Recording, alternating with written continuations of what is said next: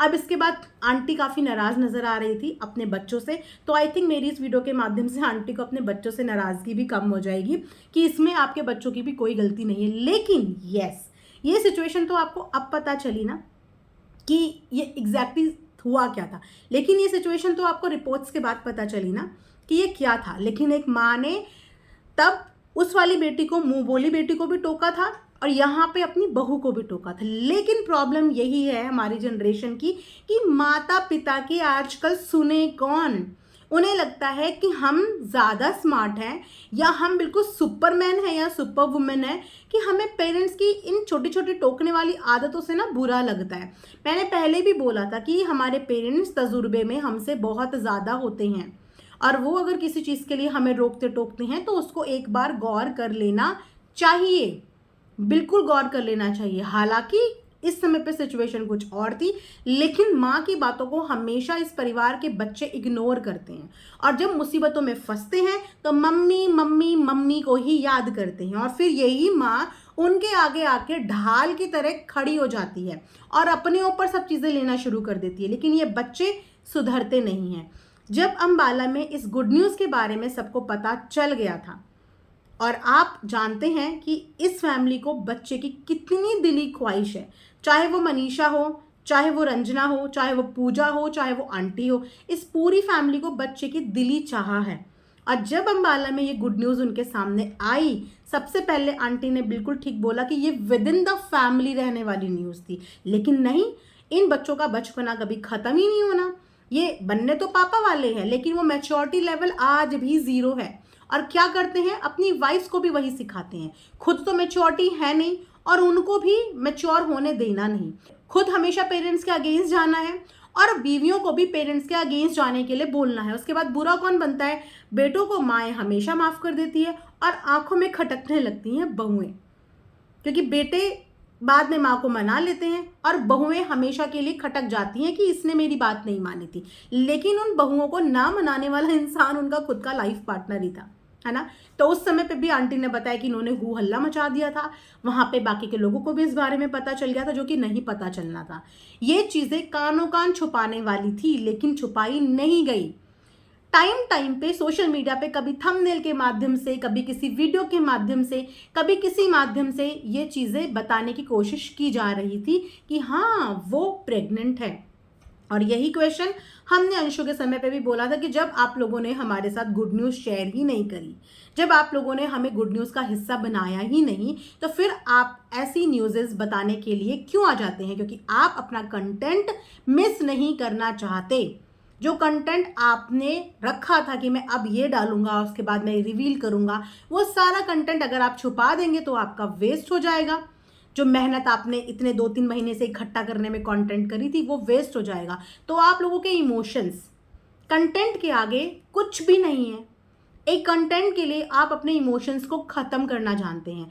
आपकी प्रेगनेंसी के बारे में जब किसी को ऑफिशियली अनाउंसमेंट ही नहीं मिली थी तो फिर एग्जैक्टली इसको बता के आपने सिर्फ और सिर्फ कंटेंट के नाम पे 2 वीडियो छापी, ठीक है, और उनमें भी आधी अधूरी जानकारी दी। जिस जानकारी के बाद अगेन वहाँ से मनीषा टारगेट, वहाँ से आंटी टारगेट, क्योंकि कुछ लोग चीज़ों को जानने में बिलीव नहीं करते, कुछ लोग इमोशंस में बह जाते हैं, बिल्कुल बह जाते हैं कि काम करवाया काम कराया। मैं पूछना चाहूँगी जितनी तमाम महिलाएं इस समय पे ये वीडियो देख रही हैं, आप सबने अपनी अपनी प्रेगनेंसी में कितना काम किया था? क्या आप लोगों ने अपनी अपनी प्रेगनेंसी में किचन में खड़े होकर रोटियां नहीं बनाई होंगी अपनी फैमिली के लिए? क्या आप सब लोगों ने किचन में खड़े होकर सब्जी नहीं बनाई होगी? भाई मैंने तो बनाई।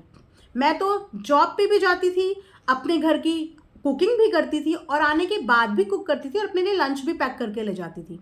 और मैं ही नहीं, ऐसी बहुत सारी महिलाएं होती हैं जो काम करती हैं, लेकिन काम जो मेजरली नहीं करना चाहिए, जो डॉक्टर मना करते हैं एग्जैक्टली वो होता है भारी चीज़ों को उठाने वाला काम।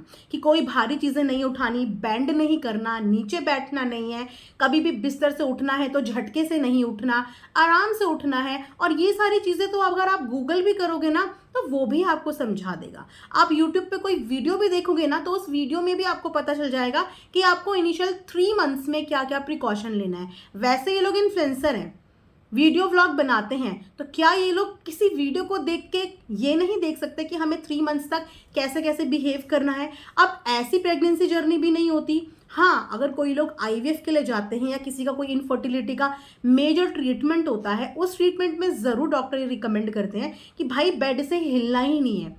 अदरवाइज अगर किसी की नेचुरल कंसीव हो रहा है तो लेडीज़ अपने काम करती हैं भाई, चलती भी हैं, उठती बैठती भी हैं, खाना भी थोड़ा बहुत बना लेती है, और इनके घर में मेड लगी हुई है, झाड़ू पोछे का कोई टेंशन नहीं, बर्तन का कोई टेंशन नहीं, आई थिंक रोटी वोटी बनाने वाली भी लगी हुई है।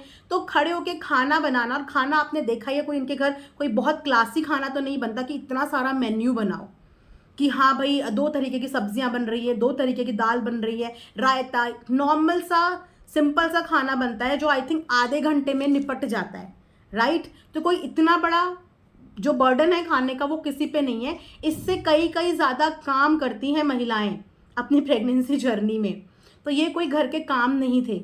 लेकिन उसके बाद भी इनके बेटे ने अपना कंटेंट छापा कि नहीं भाई मैं इसे वेस्ट नहीं कर सकता, मैं तो सब दिखाऊंगा, मैं प्रेगनेंसी स्टेप दिखाऊंगा, मैं जो है रिपोर्ट्स भी दिखाऊंगा, अभी मैं सारी रिपोर्ट भी दिखाऊंगा, क्योंकि मैं अपना कंटेंट वेस्ट नहीं करता। मेरे को फ़र्क नहीं पड़ता कि मेरी वीडियो डालने के बाद मेरे मम्मी को कितनी हेट मिले या मेरी भाभी को कितनी हेट मिले, मुझे इस बात से फ़र्क नहीं पड़ता, मुझे डालना है तो मुझे डालना है। और उन्होंने एग्जैक्टली वही किया। एक तरफ जो इनकी माँ है वो अपने बच्चों को जोड़ने की कोशिश कर रही है, बिखर चुका था इनका परिवार, छोटा बेटा अलग मुंह मोड़ के, बड़ा अलग, बेटी अलग, सब बिखर चुका था। इनकी मम्मी ने कैसे तैसे करके, इतना सुन के, इतनी चीज़ें करके अपने पूरे परिवार को वापस से एक किया, और वो एक हुआ भी। लेकिन ये जो नासमझी वाली चीज़ें हैं ना, इन चीज़ों को छोड़ना ज़रूरी है। आज इनकी मम्मी को ऐसी हालत में देख के बुरा लगा। अगर हम बात करें वीडियो व्लॉग्स की, तो वीडियो व्लॉग्स तो इनमें से किसी के भी नहीं रुके, किसी एक इंसान के भी वीडियो व्लॉग नहीं रुके। जिसकी बीवी दर्द में तड़प रही थी उसका कैमरा नहीं रुका शूट करने से। तो आप खुद सोचिए ना कि जिसकी खुद की बीवी दर्द में थी उसका कैमरा नहीं छूटा, तो वीडियो व्लॉग्स तो किसी के नहीं छूटे। बराबर रील बन रही थी, बराबर वीडियो व्लॉग बन रहे थे, किसी एक को भी हम नहीं बोल सकते। अब क्योंकि रिवील कर दिया है तो जाहिर सी बात है फिर तो सबने अपने अपने इमोशन दिखाने ही थे, क्योंकि अगर रिवील नहीं किया होता तब अलग बात थी कि नॉर्मल व्लॉग चल रहे हैं। और जैसे कि आंटी ने बताया कि उन लोगों का रिवील करने का कोई प्लान नहीं था, सबने यही बोला था कि जब हमने गुड न्यूज़ ही शेयर नहीं करी तो फिर बैड न्यूज़ भी नहीं शेयर करते, राइट? इसीलिए सब अपनी नॉर्मल वीडियोस बना रहे थे कि अगर गैप हुआ तो पब्लिक का दिमाग खटकता है कि जो लोग कभी गैप नहीं लेते, अचानक उनकी वीडियो में गैप कैसे है। यहाँ अगर एक दिन आंटी लिपस्टिक ना लगाए, काजल ना लगाए, तो समझ में आ जाता है कि कुछ ना कुछ घर में ज़रूर पंगा हुआ है कि आज आंटी का मेकअप गायब है, राइट? तो व्लॉगर्स जब गैप लेते हैं तो उस पर भी सवाल बनते हैं, और नहीं लेते हैं तो उस पर भी। तो इन लोगों को शायद ये पता ही नहीं था कि इनका बेटा क्या बनाने वाला है, तो उसी हिसाब से इन्होंने अपनी वीडियोस जो है वो कंटिन्यूएशन में रखी कि पब्लिक को कानो कान खबर भी नहीं होगी कि हमारे घर में क्या चीज़ें हो गई हैं। लेकिन बेटा तो बेटा, उसने कर दिया सबका घोटाला, उसने डाल दिया वीडियो, और क्वेश्चन के निशाने में आ गया पूरा का पूरा परिवार। इसको कहते हैं लैक ऑफ कोऑर्डिनेशन, कि परिवार वालों की खुद के बीच में ही रजामंदी नहीं है।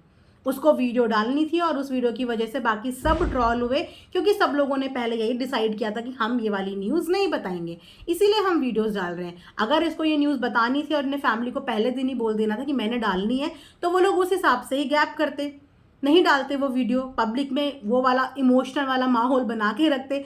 अब वीडियो डाल दी तो उसके बाद अब वीडियोज़ आ रही हैं सबकी इमोशनल वाली, राइट? लेकिन उसके साथ साथ अब ये सबके सब ट्रॉल भी होंगे। आंटी को अलग जज करेंगे, बहन को अलग जज करेंगे, वहाँ से बड़े भाई भाभी को अलग जज करेंगे, और इनको भी जज करेंगे, बिल्कुल इनको भी जज करेंगे। तो इसीलिए कभी कभी कंटेंट को कॉम्प्रोमाइज़ कर लेना चाहिए सुकून के लिए, क्योंकि सुकून से बढ़कर कुछ नहीं होता। एक तो इतने बड़े हादसे के बाद बाहर निकल के आए, उसके बाद बताने के बाद जो नेगेटिविटी मिलेगी, क्या उसको इनकी वाइफ संभाल पाएगी वो नेगेटिविटी, वो सवाल। अब इनकी बदौलत जो फैमिली को मिलेगी उसका रीज़न सिर्फ और सिर्फ ये लोग रहेंगे, क्योंकि इनको अपनी फैमिली से ज़्यादा, पॉजिटिविटी से ज़्यादा नेगेटिविटी से प्यार है और कंटेंट से प्यार है। कभी कभी इंसान को ना कुछ चीज़ें शांति के लिए इग्नोर कर देनी चाहिए, कॉम्प्रोमाइज़ कर देनी चाहिए। बहुत मौके मिलते हैं कंटेंट डालने के, बहुत मौके। कभी कभी घर में सुख शांति के लिए कुछ कुछ कंटेंट को कॉम्प्रोमाइज़ स्वाहा कर देना चाहिए। जिसकी जितनी समझ, मेरा काम था रिएक्शन देना और मैंने पूरी सिचुएशन को समझते हुए अपने हिसाब से, अपने एनालिसिस के हिसाब से ये रिएक्शन वीडियो बनाया है। आई होप कि आप लोगों को पसंद आया होगा। कमेंट्स में ज़रूर बताना। मिलेंगे नेक्स्ट वीडियो में, तब तक अपना ध्यान रखिए। Thanks for watching earth mom Dehradun.